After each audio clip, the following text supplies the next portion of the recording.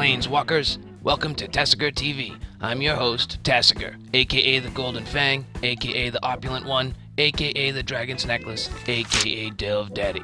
In this episode, Conspiracy, Take the Crown. I'll delve into the world of competitive multiplayer with an overview of the 11th Guild, a group of planeswalkers that run more multiplayer drafts than anything else, and they are prepping for Conspiracy 2. After that, I'll dredge the Magic community to find out the latest in the world of Magic the Gathering, check out a few Conspiracy previews, and prepare for packs. Then I'll scavenge through the pages of Magic lore to keep you up to date on the gossip from Fiora, the magnificent plane where all of Conspiracy's drama unfolds. And finally, I'll tutor for you, you'll tutor for me, and we'll be talking strategy by joining an Eldritch Moon sealed league on MTGO, analyzing the pool of goodies, and building a deck. Turn the page, zombie! Let's delve into the 11th Guild and Conspiracy. The 11th Guild is a group of planeswalkers that meet once a week to engage in what I can only call competitive multiplayer magic haberdashery. Multiplayer was the major theme of the original Conspiracy set, and that theme was carried over into Conspiracy Take the Crown. The 11th Guild has a relatively unique and enfranchised approach to their multiplayer drafts, and it occurred to me that many of you belong to magic groups that might find the way the 11th Guild does things interesting and helpful. For many groups, you might split the cost of a box or bring your own packs for draft. When the night is over, you take the cards you drafted home and get on with your life. If you are a legacy player, you may be happy with a few Conspiracy cards added to your collection. If you are not a legacy player, you'll file the cards away in a box, add one or two to a commander deck, or maybe even try to sell the valuable cards because you just don't need them. Yay.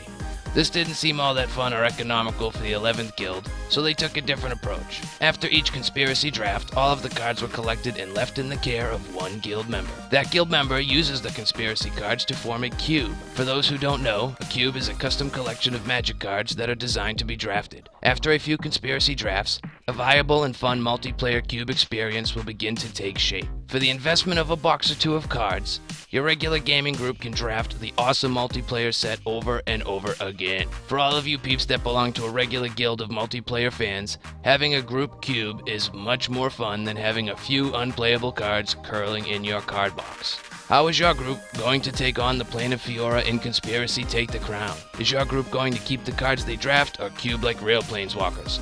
Tell me in the comments below. Turn the page, zombie. Let's dredge the Magic community.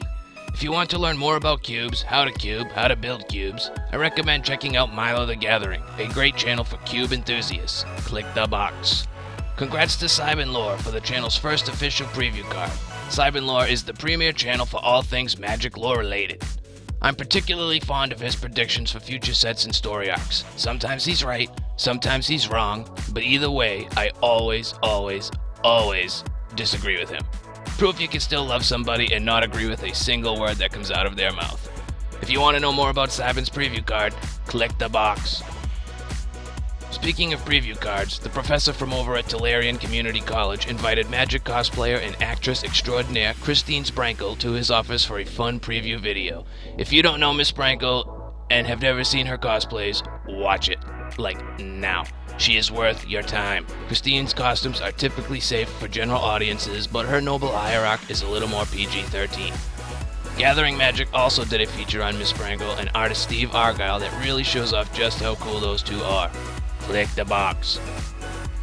After receiving a flavorful invitation, Dennis from Windmillslam is going to PAX West to get an early taste of Kaladesh. Dennis, buddy, I'm stuck here on the plane of Tarkir, so I'm gonna need you to be my eyes and ears there, pal. Here's to learning all I can about Kaladesh vicariously through Dennis. Oh, and Dennis, you don't need to wear the tux, but you can't go wrong with it either. If you want to know what I'm talking about, click the box. Let's take a quick look at upcoming events. Just in case you didn't click the box, links to all videos and sources in the description below. Oh, page zombie. Let's scavenge through the pages of Conspiracy lore. Magic has doubled down on story and has begun to weave the story into the actual cards. There has been no better time to get into the drama of the multiverse than the release of the new Conspiracy, and I'm here to catch you up. The story of Conspiracy is set in the city of Paliano, on the plane of Fiora, and has so far played out like a Game of Thrones. Laid to Rest by Kelly Diggs was the first story from Conspiracy Take the Crown, and it introduces a brand new planeswalker, Kaya, Ghost Assassin. As a ghost assassin, Kaya is hired by a local lord, Don Rivari, to cleanse a ghost that just won't go away from a piece of property the lord had recently come to possess. Kaya ultimately accepts the job and battles the spirit in the mansion. During the battle, Kaya uses her magic to jump in between life and death in order to interact with the angry spirit. Although I will spoil that Kaya wins the fight, the ending is just too precious to give away. Read Laid to Rest if you want a good sense of Kaya's character. I do have to say, I'm in love with Kaya's piercings. Next, in Tyrants by Alison Luhrs, we meet Adriana, the captain of the guard in the high city of Paliano. Adriana was charged with protecting King Brago. She knew that Brago was a tyrant, even more so in death than he was in life, but as long as he remained king, she would do her duty. Her duty was tested one fateful day when Adriana discovered Kaya attempting to assassinate Brago. Adriana's corporeal attacks proved useless against Kaya's ghostly power, and Brago was slain. Kaya was only hired to eliminate one target, so she departed, leaving Adriana with her life and Brago's sword. The following day, Queen Marquesa was crowned the first of her name by the Custody of Paliano, and the true mastermind behind the assassination was revealed. Unwilling to accept the traitor Marquesa as her queen, Adriana vowed to remove Marquesa from the monarchy. As the chapter ends, Adriana asks the elven explorer Silvata to help her give Paliano back to the people in the form of a republic. I guess Adriana is a bit tired of the Game of Thrones. And most recently, in Bloody Instructions by Shawn and Mel Lee, we follow Doretti and Grenzo, two crazy goblins, in their plot against Zadras Fimarel. Zadras belonged to the prestigious academy and was hailed as a genius for his insights into artifice and invention. But the academy was eliminated by royal decree when Marquesa came into power. Doretti, Grenzo, and their goblin gang arrived at Zadras' home during a night of celebration for Queen Marquesa. After they distracted the guards outside, Doretti and Grenzo trashed Zadras' home before Doretti threw Zadras out of a window. It turns out all of the accolades that Zadras had received from the academy actually belonged to Doretti. Doretti was the goblin that possessed such brilliant insight, and Zadras was the thief that took advantage of the goblin's brilliance. Once Doretti's revenge was complete, the two crazy goblins decided to celebrate their own way by crashing other parties. At the end of the tale, there is a debate between Doretti and Grenzo over who was the boss and who was the right-hand man. I'm going with Doretti because he's a planeswalker with mechanical spider legs. Will the Game of Thrones and the Plane of Fiora finally come to a close, or is this just the beginning of an entirely new game? Stay tuned, put your predictions in the comments below, and links to all articles will also be in the description. Page Zombie. Let's talk strategy. I'm joining an Eldritch Moon friendly sealed league on MTGO. I'm gonna get the goodies, then I'm gonna build a deck. Where are the goodies? There's the goodies. So, what did we make? Let's do a little sort by price. I have a Gisa and Giralf. Good in a zombie deck. I have a Dahlia's Lances. Can fetch us the Gisa and Giralf. Silver Fur Partisan. Good in a wolf deck. Sigarda's Aid. Looking for auras and equipment. Scourge Wolf. Another wolf. Good in a Delirium deck. Wolf deck. Eldritch Evolution. Probably the most expensive card in this pool. What else of note? Duskwatch Recruiter. Most expensive uncommon in Shadows over Innistrad. And we have an Incendiary Flow. Most expensive uncommon in Eldritch Moon. Let's see. That puts the grand total of the pool at around $3. Well, let's go back and sort these by color. And take these lands and move them out of the way. Hey, I said get out of the way. For win conditions, we have Emerge. Emerge. Green and blue Emerge. Green and blue Emerge. 2 Lashweed Lurkers. 1 Vexing Scuttler. An It of the Horrid Swarm. And a Wretched Griff. That's 5 giant Emerge finishers in the colors of blue and green. We have a blue and black Gisa and Giralf. Maybe we can build a zombie deck. Campaign of Vengeance. We'll see. If we end up in a go wide or equipment deck, this is possible. 2 Kessig Dire Swines for more green wind conditions. Also goes with the Eldritch Evolution and the Duskwatch Recruiter. We have no finishers in red. We do have that Incendiary Flow. In black, we have the Midnight Scavengers and the Graph Rats. Neither one of them are a zombie. We do have a Murder. For defense, Sinister Concoction, more defense, Deadweight, good defense. Rancid Rats, zombie. Wailing Ghoul, zombie. Liliana's Elite, zombie. Thraben Foulbloods, zombie. Weirded Vampire, vampire horror.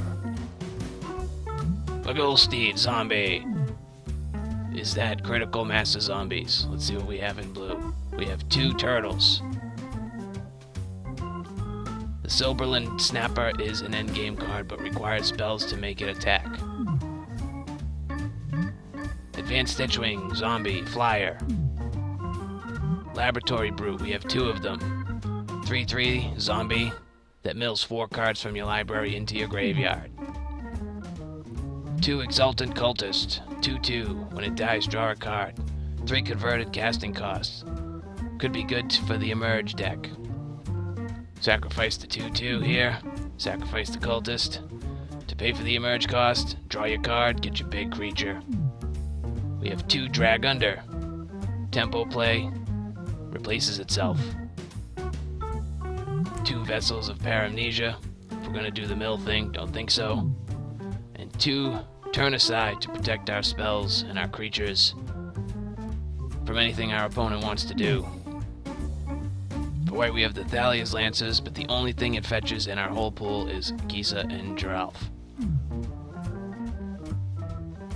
We have 2 Ironclad Slayers, but the only ore equipment that we have to go with the Slayer is 2 Lunarch Mantles and a Deadweight and the Cathar Shield. Well, I'm gonna put a deck or 2 together and I'll see you back here in 1 second for deck techs. So let's look at blue-black zombies. First up, Vexing Scuttler. Possible win condition, 4/5 body. When we cast it, we can get back our Murder, maybe a Drag Under if we're desperate, Macabre Waltz for more recursion, or Turn Aside for more protection. We have options.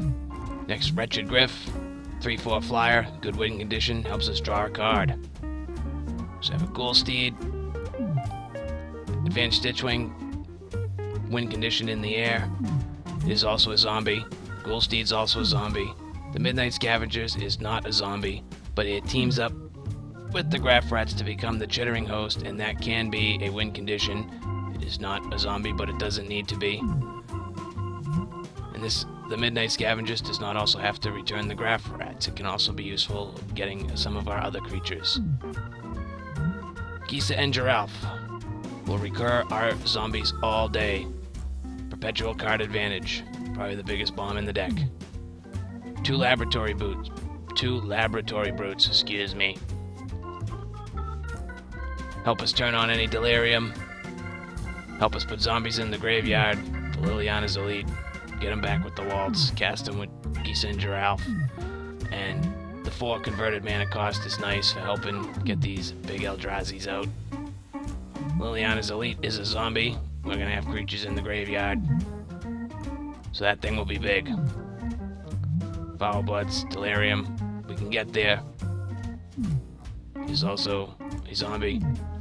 Murder, kill just about any creature in our way. Drag Under can give us tempo, buy us time, and draw us into our threats or our removal, whatever we need. Some early creatures here, Wailing Ghoul. We have a Rancid Rats, the Death Touch is fun. Can hold back a big creature, buy us the time. And we have a Sinister Concoction and a Deadweight to also get rid of any threats that we may not be able to handle otherwise. And 2 Turn Aside to protect most of all Kisa and Giralf, but also our Eldrazi, because if we lose them, we pretty much lose the game. So we need a way to protect them. So that's blue-black zombies. I liked the way the deck looked, but I wasn't sure if it was the most powerful deck I could build in the pool. So I took a look at blue-green emerge. Some of the cards are identical to the blue-black zombies deck, and they're in here for most of the same reason, but they have other uses as well.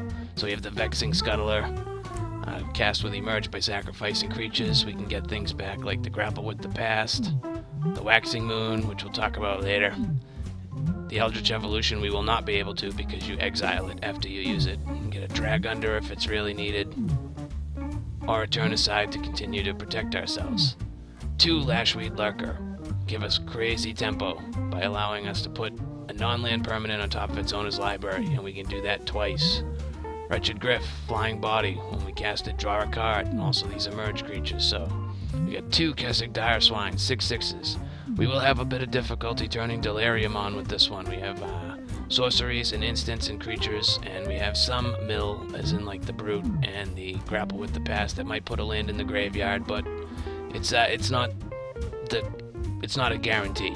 But either way, at a 6/6, and if we have to, at 6 converted mana cost, that makes all of our Eldrazi cost 1. So we have 2 Dire Swines, and we have the Snapper. Now the Snapper's not really a popular card, but you know, I see this. Where's Waxing Moon? Creatures you control gain trample until end of turn. So I transform the Prowler, I give all my creatures trample, casting the instant turns on the Snapper, and now the Snapper is trample. So it's in there, it's a 6/6 blocker at its worst, and I will take it in this deck. Advanced Stitchwing, 3/4 flyer. Also 5 converted mana cost, can help with the emerge if we really need it to. At the 4 mana spot, we have a Laboratory Brute and an Intrepid Provisioner, and these 2 are meant to come out, do their thing, be a 3/3 body, and then probably die to becoming Eldrazi.